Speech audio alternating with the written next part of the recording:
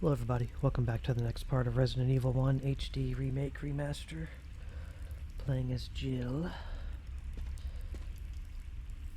Okay, don't need our ribbons. We do need the crank, and we are going to keep the grenade launcher, but I am going to put incendiaries in it. Only 6. I actually think I may swap the handgun at the moment for the shotgun. Don't need anything else yet.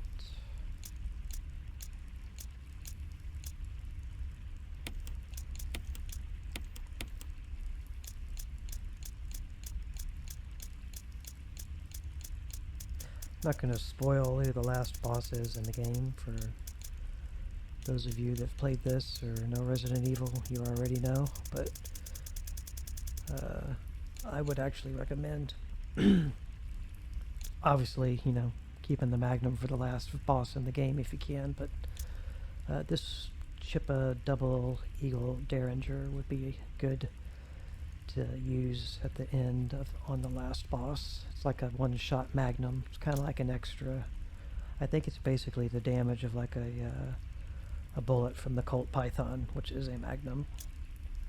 It's just like a one-shotter, but I think it's equally same damage, same DPS. Okay, so I think we're okay. I just live dangerously and don't bring healing items. I haven't died yet in this game, surprisingly. Come close a couple times, let myself take more damage than I should have, and if I had let myself take as much damage as I have a few times in this playthrough on normal, I would have died, and would have been sad face. Had multiple dog encounters where they've chewed me up about twice each. You know, like have 4 dogs, you know, on you, just chewing your face off. I actually didn't need to do that. I already turned it. It's okay. Just, do it again. So yeah, you've either got it the wrong way or the right way, basically. But you still need to keep it. Once you've turned this the first time, don't go throw it back in the inventory, because you're going to need it, so keep it.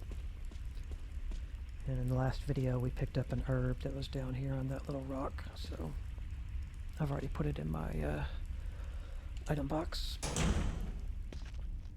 Okay, what do we got here?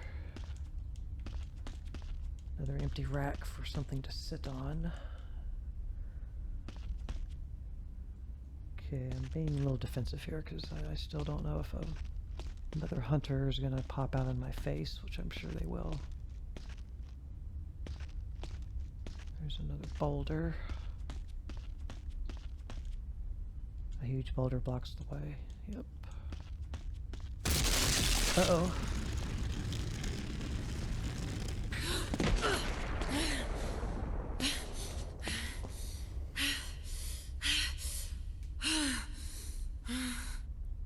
You're almost a Jill sandwich.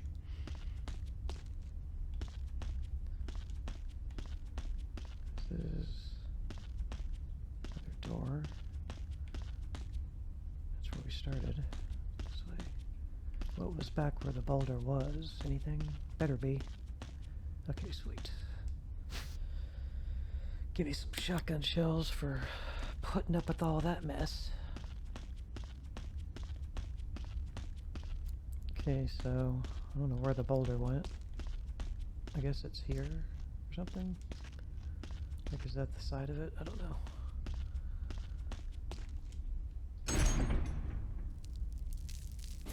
Oh.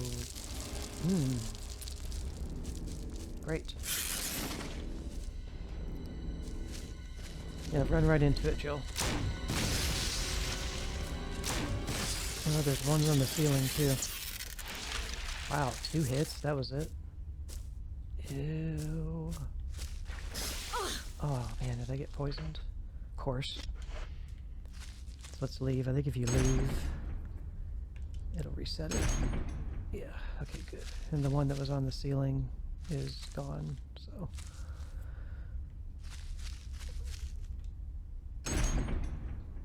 I guess I should go deal with the poisoning.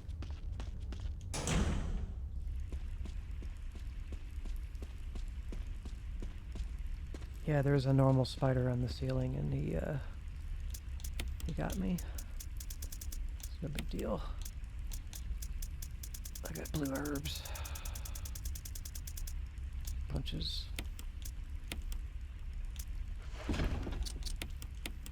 Caution. So I did take damage from that. So now we need to use, probably I'll use a mix herb. I think, I'm not positive if a red and a green together equals the same healing benefit as a first aid spray. I always like to think that the first aid sprays are the absolute best heals in the game, because I think they are. I mean, they say, let's look at them. I think it says it fills you to the full health. A medicinal spray that can heal wounds completely. So what does it say about the herbs? Mixed herbs, a mixture of green and red herbs. It doesn't tell you, so. I always just tend to really hoard out on the first aid sprays. And, see, this from caution, I mean, danger is the last step before death. Once you hit danger and you take the next hit, I think you die instantly. But from caution, when you use green and a red, it puts you all the way back to fine. I don't know if it will do that if you're on danger. I guess you could let me know in the comments. Okay, we're not going to save. Just going to continue on. So yeah, that happened pretty quickly. I didn't expect him to die that quick, but we are on easy mode. That was Black Tiger, just basically the mother spider. It's the same spider, just larger. And at least on easy, there was one on the ceiling. There might be two on normal. And when Black Tiger died, it busts out all these little bitty spiders that crawl around and I think can poison you. But if you just walk out of the room, then you're good. They despawn. Will you take the survival knife? Another survival knife. Let's examine it. This survival knife comes in handy in desperate situations. We have one for Jill, one for Chris, which we shouldn't have had, and then this one. And they give you this one here because you need to cut these webs over here on this door. Like so. One swing per web. That's all you need it for. Then you're just gonna dump it later. Equip shotgun. There we go. Here's some more blue herbs. And there's a map on the wall here of the courtyard basement one. So now we can see. So yeah, that room up there to the right there, we'll be going back there. We're just heading along here, filling this area out. Take all of these.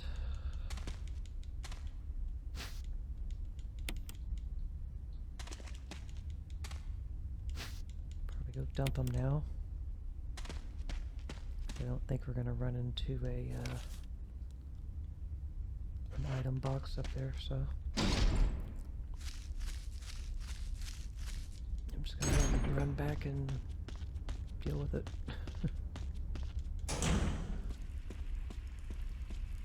The more inventory space you have, the better, so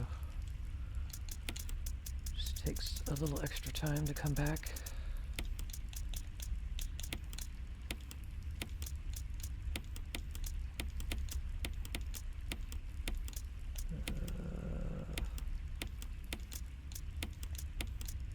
Yeah, we got 3 frickin' survival knives.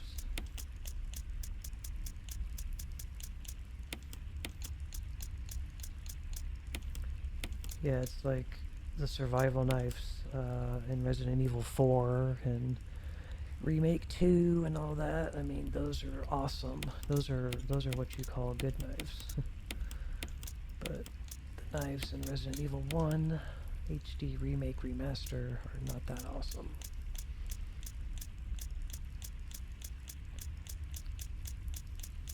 Okay, I don't know what ammo we had in the grenade launcher.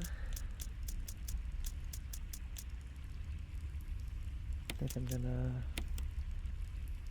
swap back out with that for the moment. Let me see, was it acid shells? Yeah.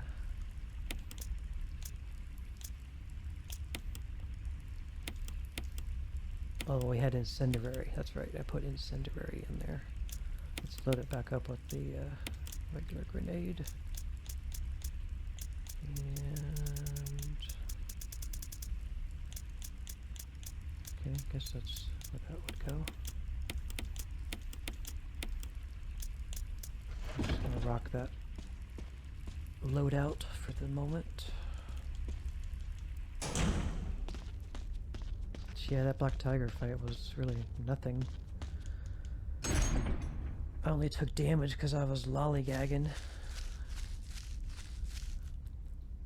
I should have shot the one on the ceiling. I was wanting to hang out in here and show you more of his nastiness, I guess, but that one poisoned me. Okay, so this is clear. So now we're heading on this way. Oop, there's another one of those lift thingies or things to lay something on across. Okay.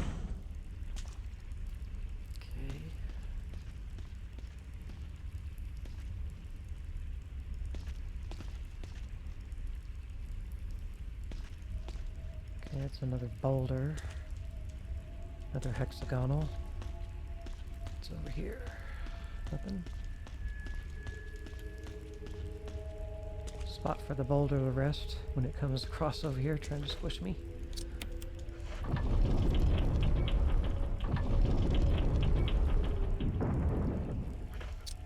Okay.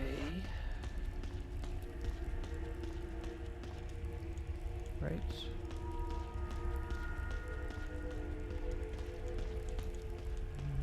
Turn it again, I guess.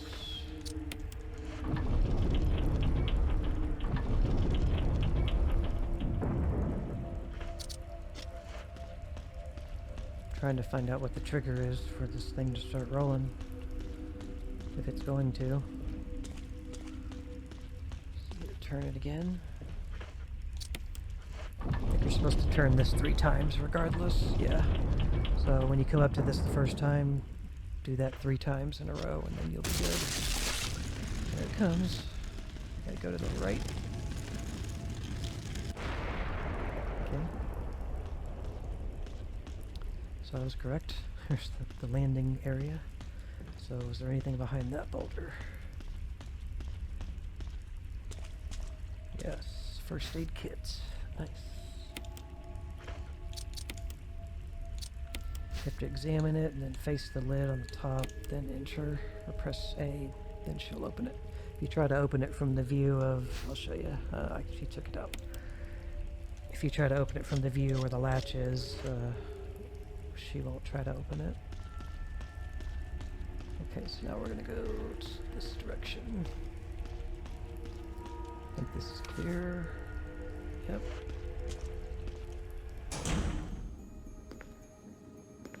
Okay, got the creepy music. Alright, we got us a puzzle in here.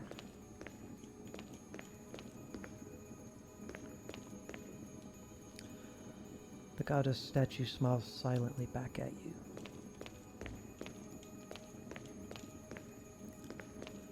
Okay, so the different components that we have here. We've got a crank hexagonal hole. We've got this pad on the floor, and when you touch it with yourself or anything, it just automatically spins a little counterclockwise. And then you got this weird part on the wall right there, point at it. It's got an outline. This hunk of stone, which you can kind of see the hand right there. It's the other matching set to this one. Get a little opening here and then a gap. So what you need to do here is, and you can do it first this way, use it, and you'll see that it pushes that depression out.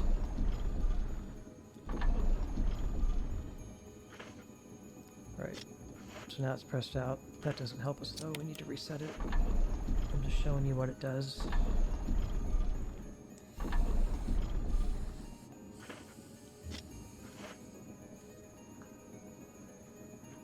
Okay, so what you need to do is, since Jill can push this, but she can't push it out from the wall, and it's facing the opposite direction. Let me take a drink.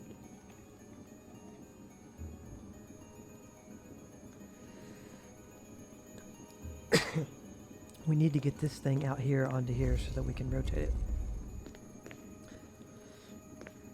So we're going to push this back towards that pillar in the wall. I think that's good. Now you can see that she has no comment on the statue, but you can see it now. Go to the here, use the crank to push it out somewhat so that she can push it. Now we can push it any direction. We're still going to have to, well, we don't have to, but you could close it again if you want, but you can just come this way, push it a little bit, and then come around, get on this side, get beside it. The camera tries to mess with you a little bit here. Gonna get Jill just the right way. Come on, Jill, you can do it. I know you can do it. There you go. And it should spin here once we get it on a little ways. There it goes. So now we need to push it again.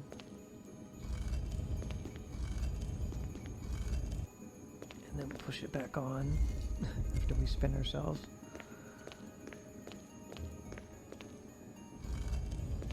Make it rotate again. And now it's in the right orientation. Try tank controls. Yeah, tank controls make...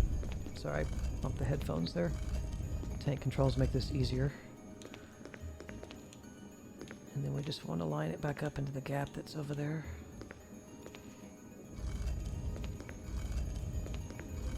Probably about there, maybe.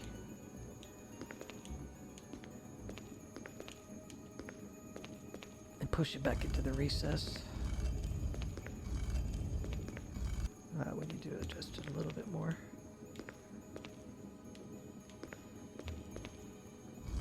There, that's enough. Oh, she's trying to like auto lock onto it and move into it. There we go. And then that pops open. So now we get where you take the cylinder. Circular metal object with a hole in the center. Symbols are carved in its side.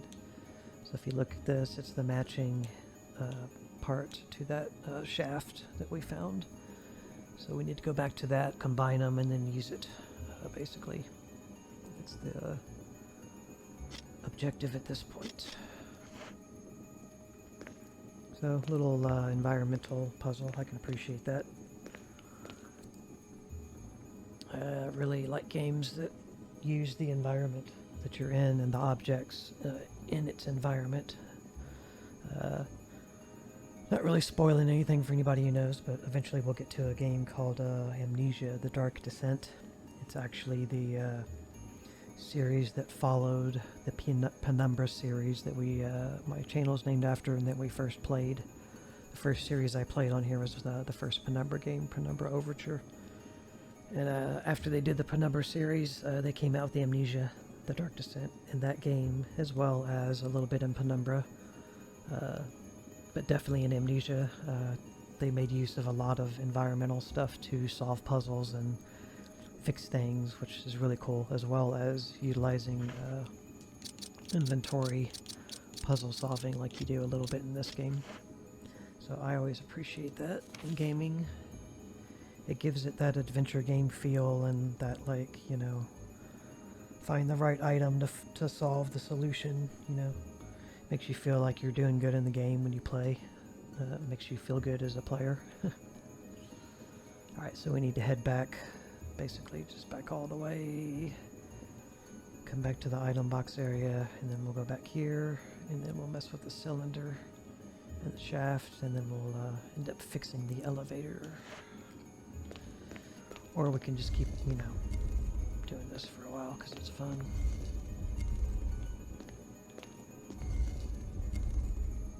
Wow, Joe's got some... Wow, that's interesting. So we're going to have a little talk here about some boob physics. She's got them. They didn't go too overboard. I'm making her stutter walk so that we can see what boob physics she's got. They're there a little bit, but it's not crazy like something you'd see in Tomb Raider, you know, out of Lara Croft. You know, name whatever the newest Tomb Raider is going to have the best Lara Croft boob physics. It's just a given for that game. But I just noticed when you move on to the thing, look at her boobs. It didn't do it. Oh, it is doing it. They like keep moving.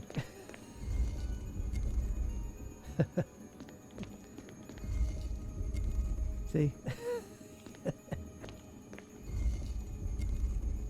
Like they do it at the end, or they do it completely from the beginning to the end.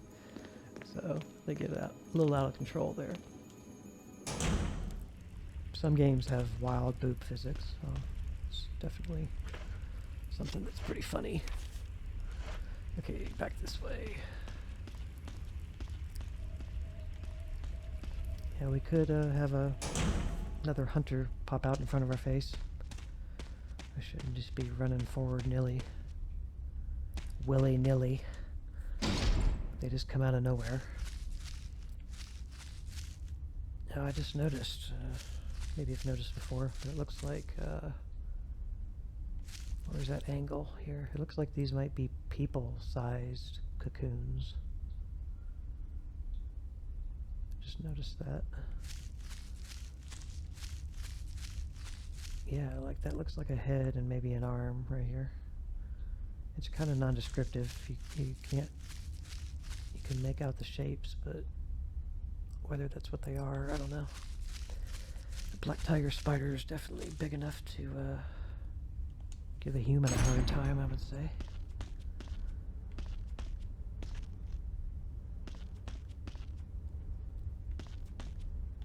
I'm listening too. I'm trying to weed out Jill's movement sound to a sound effect of, you know, a monster coming around the corner. You have to use sound to your advantage in this game, and in Silent Hill games, the original ones as well. Because a lot of times you're going to hear something behind you or in front of you. A lot of times in camera angles like this, like, you know, I can't control the camera at all. I can only control Jill's orientation within this camera shot. So you can have something creeping up on you in the front.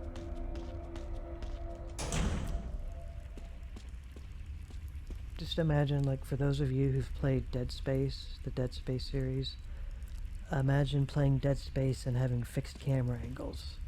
How much scarier do you think that would make that game if it played like this game? That would be pretty insane.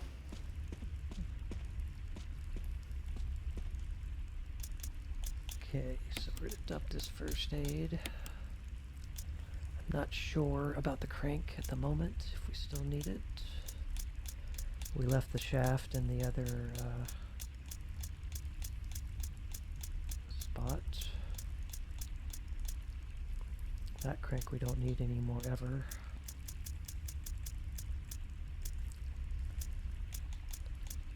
What else? Something else, something else.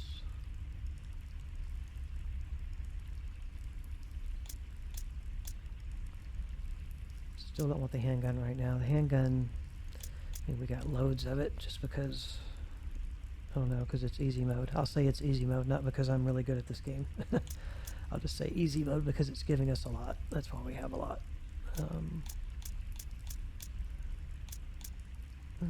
Acid shells. I'm just thinking about what's to come.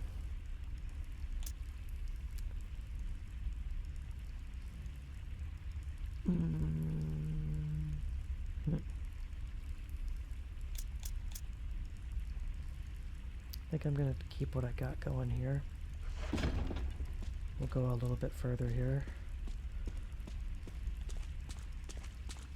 I should save, but the video's not over, and so I'm not going to. May regret it, who knows?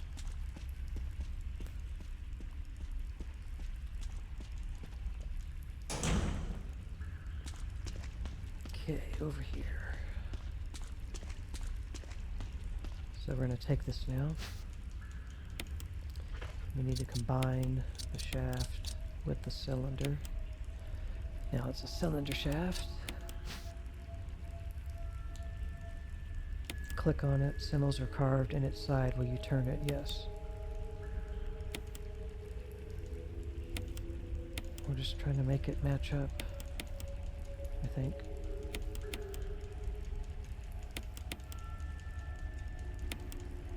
Like that. Symbols are carved in its side. Will you turn it? No.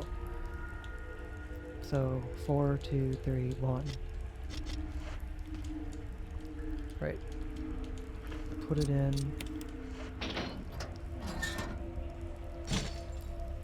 Series of flashing buttons. Press 1. Yes. Which button will you press?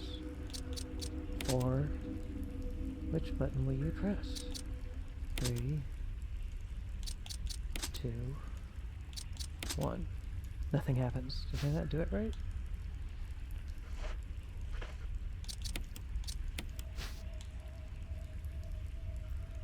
No, it was 4, 2, 3, 1. My bad.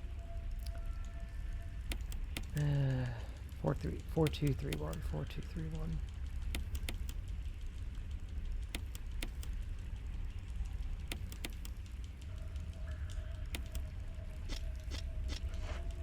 Yes, yes, yes,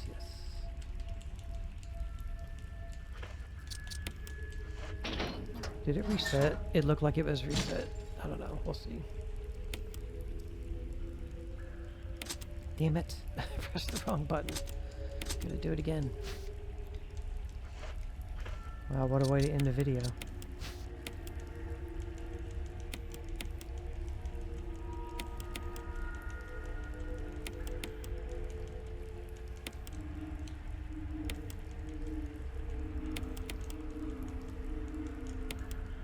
Okay, 4, 2, 3, 1. No.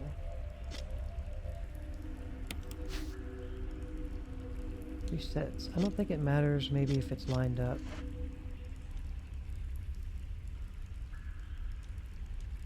I don't think it matters. I think it's just to give you the code. 4, 3, 2, 1.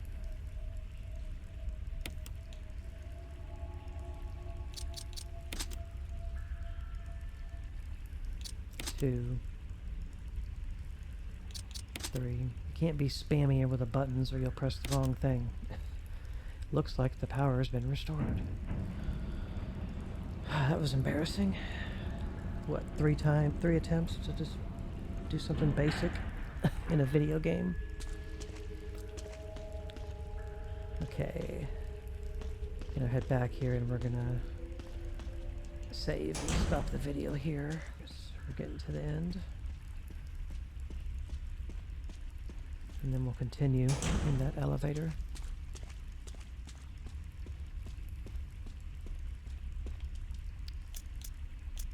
Still don't know about the crank.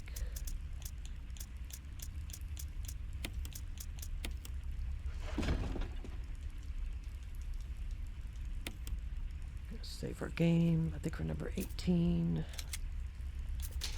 Still in Courtyard Basement 1. Okay, And we will stop the video here. And I thank you guys for watching, and we will see you in the next part. Bye-bye.